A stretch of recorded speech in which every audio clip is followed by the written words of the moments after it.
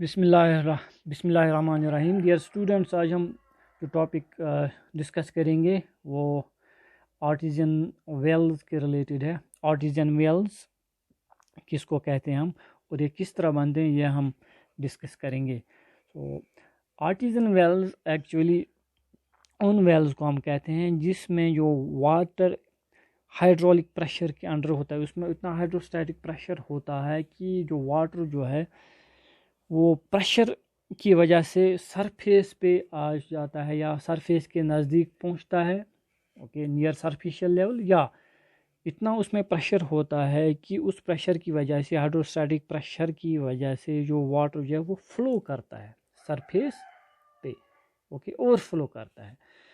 तो इसका मतलब है कि ये जो प्रेशर होता है, हाइड्रोस्टैटिक प्रेशर जो होता है वो वेरी करता है, वो एक जैसा नहीं होता है। प्रेशर हाई होता है, हाइड्रोलिक प्रेशर जो है वो हाई होता है, but the amount of this pressure varies from point to point, from location to location. कहीं पर ये प्रेशर इतना होता है this is adequate enough to make the water, okay, from the aquifer rise in the well, okay, to near superficial level or up to the surface, okay, or sometimes it may be strong enough, pressure इतना ज़्यादा होगा अगर hydraulic head वहाँ पे ज़्यादा है, pressure difference ज़्यादा है, तो उसकी वजह से जो है वो वाटर जो राइज करता है वेल में इस हाइड्रोस्टैटिक प्रेशर की वजह से, तो वो फ्लो करता है, ओवरफ्लो करता है। ऐसे वेल्स को हम आर्टिजन वेल्स कहते हैं जिसमें पानी जो है अपनी प्रेशर की वजह से खुद ब खुद जो है ऊपर सरफेस तक या सरफेस पे ओवरफ्लो करते हैं, फ्लोइंग कंडीशन में जो नीचे सरफेस से आता है। तो लेकिन जो आर्टिजन वेल्स है उसके लिए एक स्पेशल कंडीशन है, कब बनते हैं ये कंडीशंस, तभी ये आर्टिजन वेल बनते हैं।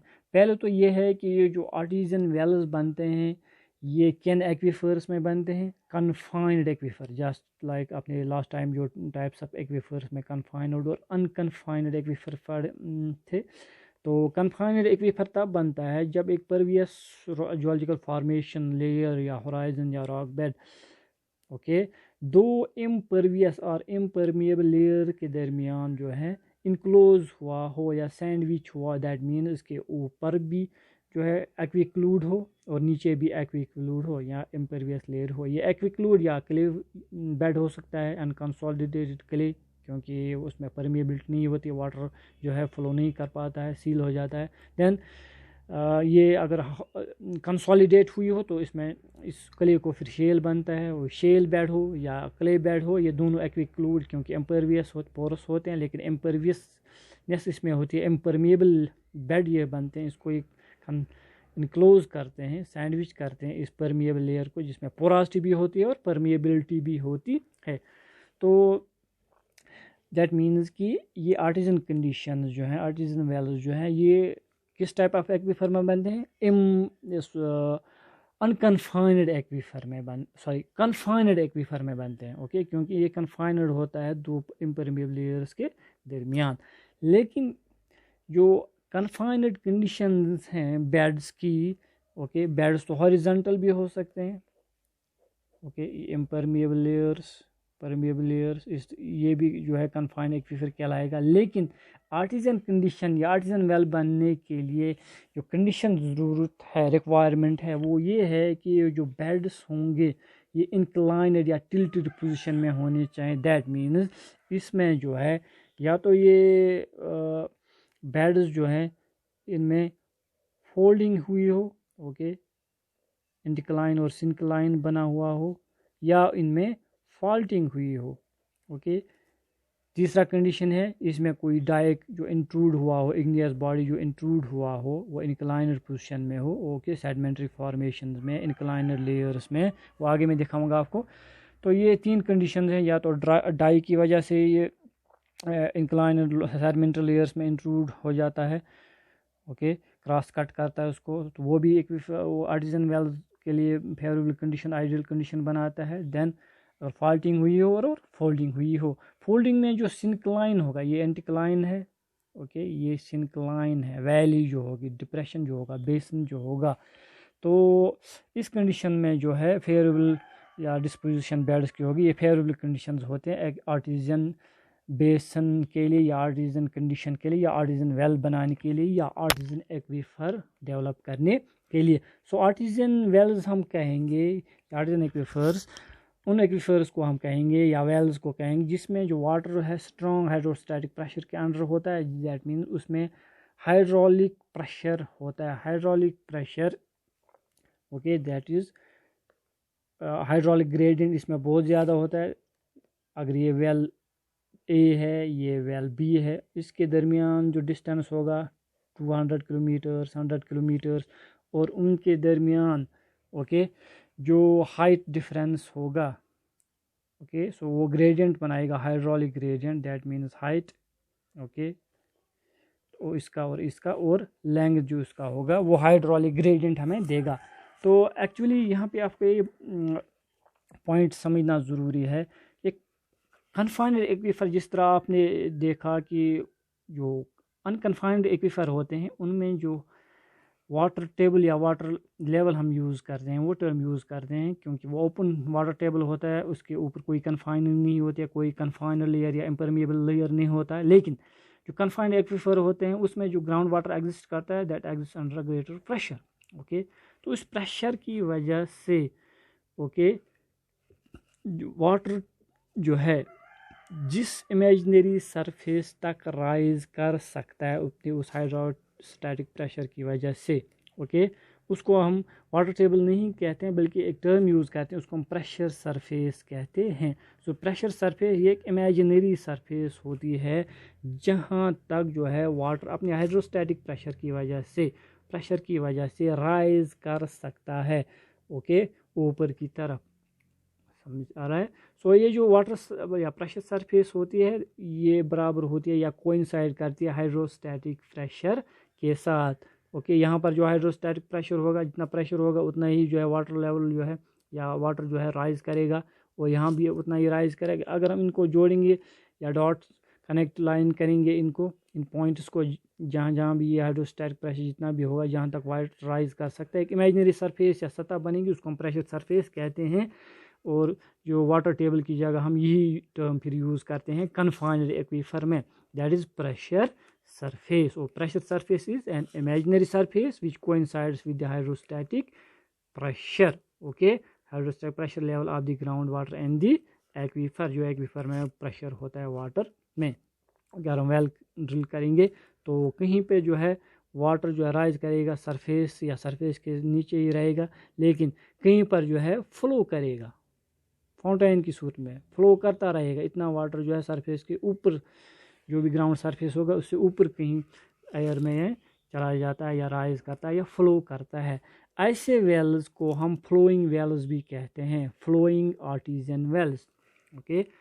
The pressure surface it lies above the ground surface, यहाँ हम देखते हैं कि प्रेशर सरफेस जो है ग्राउंड के साथ कोइंसाइड नहीं करती बल्कि ग्राउंड के ऊपर है, okay, it lies above the ground surface. तो ऐसे वेल्स में जो है वाटर फ्लो करता है, तो ऐसे वेल्स को फिर हम फ्लोइंग वेल्स कहते हैं क्योंकि ये आर्टिजन कंडीशन में होते हैं, आर्टिजन वेल इनको कहते हैं, इसलिए फिर एक और टर्म यूज़ करते हैं हम फ्लोइंग आर्टिजन वेल्स। यहाँ पर अगर हम देखेंगे यहाँ पर भी वाटर राइज करता है, लेकिन जो इमेजिनरी सरफेस जिसको हम प्रेशर सरफेस कहते हैं वो इस ग्राउंड सरफेस तक नहीं है बल्कि उससे थोड़ा नीचे है। यहाँ भी वाटर राइज करेगा लेकिन फ्लो नहीं करेगा, ओके। ये भी आर्टिजन वेल है लेकिन फ्लोइंग आर्टिजन वेल नहीं है, ये नॉन फ्लोइंग आर्टिजन वेल कहलाएगा। So that means if the pressure surface is just below the ground surface, okay, water will rise above the level, okay. यहाँ भी वाटर जो है राइज करेगा, ओके, वेल में, लेकिन ग्राउंड सरफेस के above rise नहीं करेगा। ऐसे वेल्स को हम artesian wells but non flowing artesian wells कहते हैं, ओके। इसका मतलब है जो वाटर इसमें राइज करेगा, okay, above the level wire it is initially encountered, okay, जहाँ पर ये इनकाउंटर होगा उस लेवल से ऊपर राइज करेगा, लेकिन इसमें उतना प्रेशर नहीं होगा कि वो ग्राउंड सरफेस तक जो है राइज कर पाए। ऐसे वेल्स को हम नॉन फ्लोइंग आर्टिजन वेल्स कहते हैं। ओके, ये कंडीशन फ्लोइंग वेल भी आपकी समझ में आ गया। Flowing artesian wells, non flowing artesian wells. Okay, ये प्रेशर सरफेस और इम्परमियस बेड्स के दरमियान जो है परवियस लेयर, जिसको हम एक्वीफर कहते हैं। ऐसे एक्वीफर को फिर हम नाम देते हैं आर्टिजन एक्वीफर। और ऐसे रीजन में जो भी वेल हम ड्रिल करते हैं, फिर इनको हम आर्टिजन इस रीजन को जिसमें ये आर्टिजन वेल्स पाए जाते हैं, उसको हम आर्टिजन रीजन कहते हैं। या अगर वो वैली शेप हो, बेसन, फिर नाम दिया जाता है आर्टिजन बेसन। ओके, इसी में अगर नेचुरली की भी स्प्रिंग बनता है तो ऐसे स्प्रिंग्स को हम आर्टिजन स्प्रिंग भी टर्म यूज़ करते हैं उन स्प्रिंग्स के लिए। तो ये वेल सबसे पहले ये आर्टिजन क्यों नाम दिया गया, क्योंकि जो सेंट्रल यूरोप है, फ्रांस में एक रीजन है, बेसन ऑटाइस उसका नाम है, उसी से ये 12th सेंचुरी में ये डिस्कवर पहली बार हुआ या ड्रिल किया गया वेल्स। तो बहुत सारे वेल्स जब ड्रिल किए गए तो उनमें से वाटर जो है वो फ्लो कंडीशन में मिला। ओके, ग्राउंड सरफेस पे राइज हुआ, तो उनको फिर ये नाम दिया गया आर्टिजियन वेल्स। इसी ऑटाइज टर्म से ये लिया गया है। तो दुनिया में जहाँ पर भी ऐसे वेल्स जो है फ्लोइंग कंडीशन में, ओके, या ग्राउंड तक या सरफेस के नज़दीक तक वाटर जब पहुंच जाता है, उनको हम को भी आर्टिजन वेल्स कहते हैं, but non flowing artesian wells.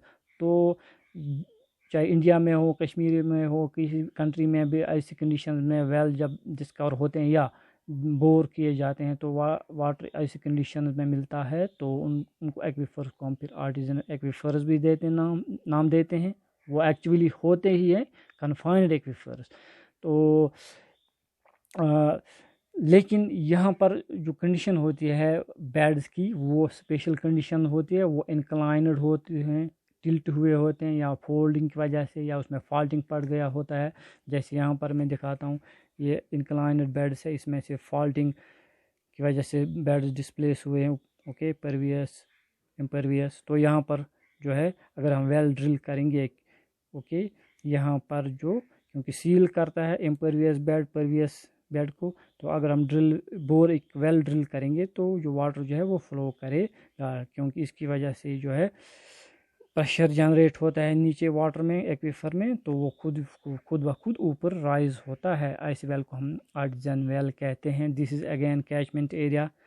तो इसके लिए ये भी ज़रूरी है आर्टिजन वेल के लिए, क्योंकि ये कंसील्ड होता है, लेकिन कोई अपर रीजन में जो रिचार्जिंग एरिया होता है, जो हाईएस्ट एलिवेशन इसकी होती है कहीं पहाड़ों में, वो जो है एक्सपोज होना चाहिए।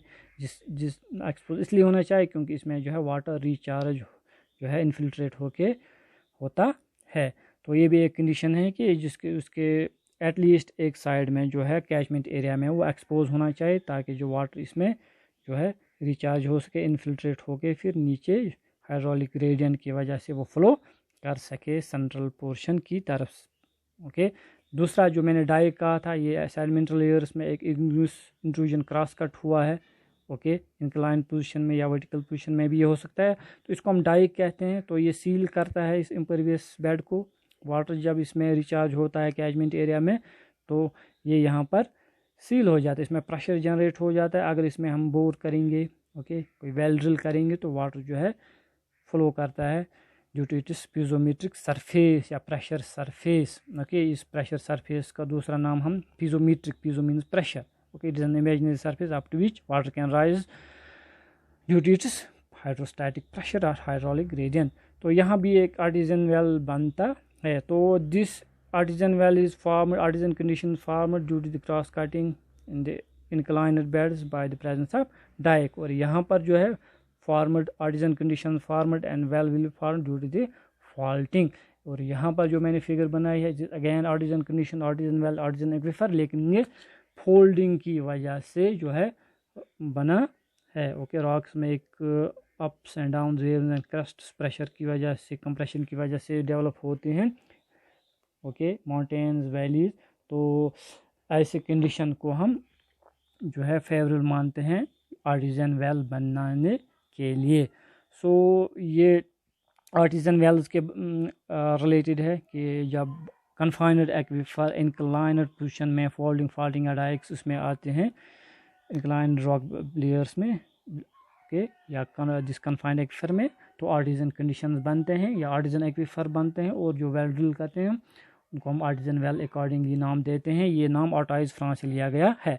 तो ये अब मसला ये है कि जो फेमस कौन सी जगह है जहाँ पर ये ज़्यादा पाए जाते हैं, ये एक ऑब्जेक्टिव भी आता है। ओके, ये आर्टिजन वेल्स एक तो ऑस्ट्रेलिया में सबसे ज़्यादा पाए जाते हैं, और New Zealand and Australia they are very famous. Okay, इनमें जो है आर्टिजन बेसन या रीजन है, उनमें बहुत सारे वेल्स जो है ये पाए जाते हैं, और ऑस्ट्रेलिया और न्यूजीलैंड में अक्सर ये वेल आर्टिजन कंडीशन में जो है वेल्स पाए जाते हैं। और इंडिया में जो है आंध्र प्रदेश, ओके, पंजाब में भी, लेकिन आंध्र प्रदेश में ज़्यादा ये वेल्स पाए जाते हैं, एपी में। ओके, ये इसमें ऑब्जेक्ट भी पूछ सकते हैं। So this is all about this artesian wells. Okay, artesian aquifers, artesian basins या आर्टिजन स्प्रिंग्स, ये सब मैंने इसमें बताया। और कब ये आर्टिजन वेल्स बन सकते हैं, उसके लिए क्या क्या कंडीशंस हैं, ये भी मैंने बताया आपको। फोल्डिंग, फॉल्टिंग और डाइकिंग की वजह से जो है इन कन्फाइंड एक्वीफर में ये वेल्स या ये कंडीशन बन सकती है ग्राउंड वाटर या एक्वीफर में, तो फिर वो ये वेल्स बन सकते हैं। So this all about artesian wells. So ये यूनिट भी इसके साथ ख़त्म होगा, तो सुबह हम नेक्स्ट जो है यूनिट 3 स्टार्ट करेंगे इंशाल्लाह।